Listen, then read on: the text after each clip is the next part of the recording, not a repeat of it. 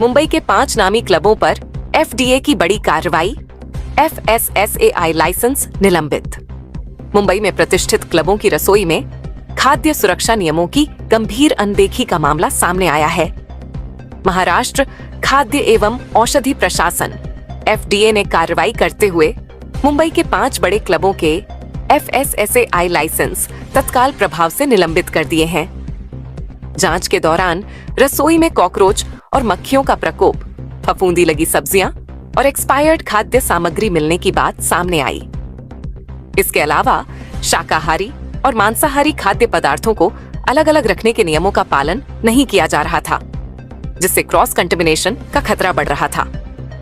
FDA की कार्रवाई की जद में cricket club of India, RK Juhu Gymkhana, the Aparna Juhu Gymkhana, MIG cricket club Bandra east और विलिंगटन स्पोर्ट्स क्लब शामिल हैं। वहीं गोरेगांव स्पोर्ट्स क्लब में बिना वैध लाइसेंस के खाद्य व्यवसाय संचालित किए जाने पर व्यवसाय बंद करने का नोटिस जारी किया गया है।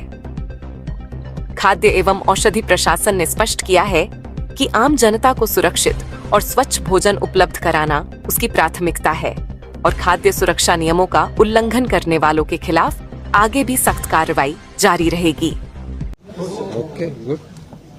आज काय सगळे एकत्र?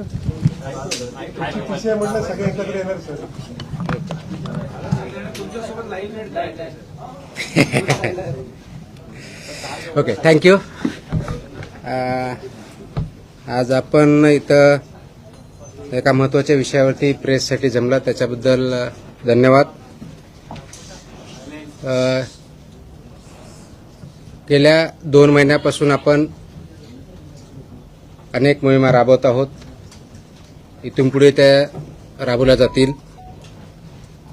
आपला जो ध्येय आहे safe food, safe drug, safe Maharashtra, ते अचीव करण्यासाठी आपण वेगवेगळे आदेश देत आहोत। आतापर्यंत आपण प्रोहिबिशनची ऑर्डर, गुटखा जे आहे त्याबद्दल ऑर्डर काढली, मोकोकाची ऑर्डर काढली, त्याचं इम्प्लिमेंटेशन चालू आहे। त्याचबरोबर आपण दुसरी हॉटेल्स, रेस्टॉरंट आणि इटरीज याच्याबद्दलची कंप्लायन्स ऑर्डर केली, त्याची कारवाई चालू आहे, त्याचेही परिणाम होत आहेत। त्यानंतर आपण मिल्क आणि मिल्क प्रॉडक्ट्सच्या बाबतीतल्या ऑर्डर काढल्या, त्याचीही कारवाई चालू आहे। फूड सेफ्टी अथॉरिटीनुसार जे जे काही आपल्या जवळजवळ 18 प्रकारच्या फूड कॅटेगरीज केलेल्या आहेत, त्याच्यावरती महाराष्ट्रामध्ये सर्व ठिकाणी कारवाई चालू आहे। आणि आपण जे ध्येय ठेवलेलं आहे safe food, safe drug, safe Maharashtra, याच्यामध्ये याच सिरीजचा पुढचा पार्ट म्हणून आणि अत्यंत महत्त्वाचा पार्ट म्हणून आपण काल एक ऑर्डर इश्यू केलेली आहे, ज्याच्यामुळं सेफ फूड आणि सेफ महाराष्ट्र होण्यामध्ये हे पुढचं पाऊल ठरेल। आपल्याला माहिती आहे की महाराष्ट्रामध्ये जवळजवळ 1,08,000 शाळा आहेत आणि जवळजवळ 2 कोटीपेक्षा जास्त विद्यार्थी या शाळेमध्ये जातात। आणि शाळेमध्ये कोणत्या प्रकारचं अन्न द्यावं, कशा पद्धतीनं द्यावं, याचे काही नियम ठरलेले आहेत। त्याला आपण जे नियम म्हणतो ते स्कूल फूड किंवा सेफ फूडच्या बाबतीत जे आहेत आणि न्यूट्रिशनल स्टँडर्ड्स स्कूलमधले जे असतात त्या पद्धतीनं इम्प्लिमेंट करणं हे अपेक्षित आहे। तर हे जे रूल्स आहेत हे 2020 मध्ये हे रूल्स आले। त्याला आपण म्हणतो safe food balance diets and balance diet for children in school regulation 2020, हे 2020 मध्ये आले आणि 2021 पासून याचं इम्प्लिमेंटेशन सुरू झालेलं आहे। तसं असतानाही बऱ्याच बाबतीत त्याच्यामध्ये काही कन्फ्युजन आहे, क्लॅरिटी काही लोकांना नाही आहे। विशेषवरून कोणत्या विभागानं कोणतं काम करायचं याची जबाबदारी कोणत्या विभागाची आहे, मुख्याध्यापकांनी काय करायचं, पेरेंट्सनी काय करायचं, तिथल्या फूड बिझनेस ऑपरेटरनी काय करायचं, एफडीएनी काय करायचं, याच्याबद्दलही क्लॅरिटी बऱ्याच अंशी नाही आहे। आणि म्हणून काल आपण याच्याबद्दलची safe food for every school child in Maharashtra state wise compliance order dated 27 जुलै 2026 रोजी आपण इश्यू केलेले आहेत। आणि त्याचं इम्प्लिमेंटेशन इथून पुढे खूप मोठ्या प्रमाणावर स्ट्रिक्टली होईल। त्याचा परिणाम महाराष्ट्रामधल्या जवळजवळ प्रत्येक कुटुंबावरती आणि कुटुंबामधल्या मुलावरती होणार आहे. कारण मुलांना जर आपण व्यवस्थितपणे फूड दिलं, बॅलन्स डाएट दिलं, न्यूट्रिशन दिलं आणि ते जर आपण इम्प्लिमेंट करू शकलो तर सेफ फूडमधलं सर्वात मोठं पाऊल हे ठरणार आहे, ज्याच्या अनुषंगाने त्याचे कल्चर, आपण ज्याला म्हणजे संस्कृती, फूड संस्कृती, ती इम्प्लिमेंट होईल, ती तयार होईल आणि पर्यायानं आपलं healthy child, healthy human being, त्याच्यातून त्याचे परिणाम दिसायला सुरुवात होईल. आणि म्हणून त्या अनुषंगाने आपण ही काल ऑर्डर काढलेले आहेत आणि ऑर्डर इम्प्लिमेंटेशन आपण पुढच्या काळामध्ये करणार आहोत. तर राज्यातील प्रत्येक शालेय विद्यार्थ्याला सुरक्षित, सकस व संतुलित आहार मिळावा यासाठी अन्न सुरक्षा या अनुषंगाने राज्यव्यापी अनुपालन आदेश आपण इश्यू केलेले आहेत.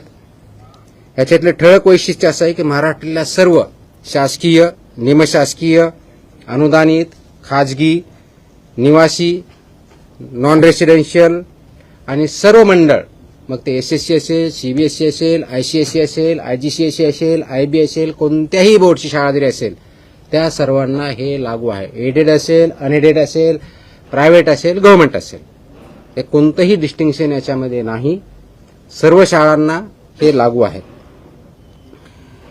ह्या शाळांमधील कॅन्टीन, टकशॉप, मध्यान्ह भोजन केंद्र, ज्याला मिड डे मील स्कीम आपण इम्प्लिमेंट करतो ते, वसतिगृहातली स्वयंपाकगृह आणि सर्व अन्न पुरवठादार जे आहेत, वैद्य, यांचा परवाना आणि नोंदणी अनिवार्य आहे. म्हणजे काय, शाळेमध्ये जे कॅन्टीन असेल किंवा जे मिड डे मील स्कूलमध्ये जे प्रोव्हाइड करतात ते असतील किंवा अंगणवाडीमध्ये जे कॉन्ट्रॅक्टर असतील, यांना हे फक्त फसाई लायसन्स असणारेच असू शकतात. जर नसतील तर त्यांना लायसन्सवालेच अपॉइंट करावे लागतील. विदाऊट लायसन्स होल्डर यांना आपल्या स्कूलमध्ये किंवा कॅन्टीनमध्ये किंवा अंगणवाडीमध्ये फूड सर्व्ह करू शकत नाहीत, हा त्याचा अर्थ आहे. त्या अनुषंगाने त्यांना सर्वांना लागू आहे. त्याचप्रमाणे शाळेच्या आवारात आणि शाळेच्या आउटस्कर्ट म्हणजे भिंतीपासून, ज्याला आउटर साइड ज्याला म्हणतो, त्यापासून 50 मीटरपर्यंत, ज्याला HFSS अन्नपदार्थ म्हणतो, त्याची विक्री, जाहिरात, विपणन व मोफत वितरणास प्रतिबंध घातलेला आहे. I repeat, and this is very important issue. शाळेच्या आवारात म्हणजे शाळेच्या प्रिमायसेसमध्ये आणि within 50 meters outskirt of the boundary. आता बाउंड्री कोणती, तर आउटर साइड जी असेल ती बाउंड्री, म्हणजे समोरच्या साईडला गेट 2 असतील, पाठीमागे ते कोणत्याही टोकापासून जी काय आउटसाइड साईड आहे तिथून पुढे 50 मीटर लांबीपर्यंत HFSS म्हणजे high fat, trans fat, sugar या प्रकारचे प्रॉडक्ट्स वितरण करण्यास, विक्री करण्यास, जाहिरात करण्यास किंवा मोफत विक्री करण्यास पूर्णपणे बंदी आहे आणि ते स्ट्रिक्टली इम्प्लिमेंट केलं जाईल. त्याच्यामुळं या बाबतीचं इम्प्लिमेंटेशन तिथली लोकल अथॉरिटी, विशेष करून मुख्याध्यापकाचे, ज्याला शाळा प्रमुख असं म्हणतो, किंवा प्रिन्सिपल असेल तर प्रिन्सिपल, कारण हे आदेश 12वी इयत्ता 12वी पर्यंतच्या शाळाची डेफिनेशन 12वी पर्यंत आहे आणि हे लागू होतं 22 महिन्याच्या मुलाच्या पासून सुरू होतात. 22 महिन्याच्या मुलापर्यंत लागू नाही, तिथून पुढे म्हणजे अंगणवाडीमध्ये जे मुलं येतात तिथून पुढे चालू होतं ते 12वी पर्यंतच्या मुलं इथपर्यंत हे आदेश लागू आहेत. हे हाय HFSS ज्याला फूड आयटम्स म्हणतो, high fat, trans fat, sugary जे प्रॉडक्ट आहेत ते तिथे विकता येत नाहीत, जाहिरात करता येत नाहीत, वितरण करता येत नाही किंवा फ्रीमध्ये वाटपही करता येत नाही. आणि म्हणून त्याचं इम्प्लिमेंटेशन लोकल लेवलला प्रिन्सिपल, त्यांची स्कूल आणि ती स्कूलमधली जी कमिटी असते त्यांनी करायचं आहे. जास्त मीठ, साखर, संतृप्त चरबी व ट्रान्सफॅट असलेल्या अन्नपदार्थ शालेय परिसरात मज्जाव केलेला आहे. हे ऑर्डरमध्ये आहे. मज्जाव केला मीन्स प्रिव्हेंट केलेला आहे. Ice cream, chocolate, everything. So it comes in that. These are all products of that. So school. I'll answer the questions. I'll answer the questions later on. Let me finish first, then we'll answer the questions. शक्यतोवर विद्यार्थ्यांना तिथं जे food द्यायचंय ते wholesome food असावं हे अपेक्षित आहे. फ्रुट्स असावेत हे अपेक्षित आहे. भाज्या, कडधान्य, संपूर्ण धान्य, दूध व स्थानिक पौष्टिक पदार्थ उपलब्ध करून देण्यावर भर असावा हे ॲडवायझरी आहे.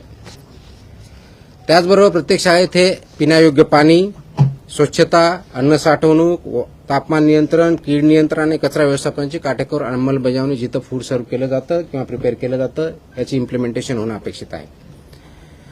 हे करत असताना प्रत्येक शाळेमध्ये एक फूड सेफ्टी डिस्प्ले बोर्ड असणं अपेक्षित आहे.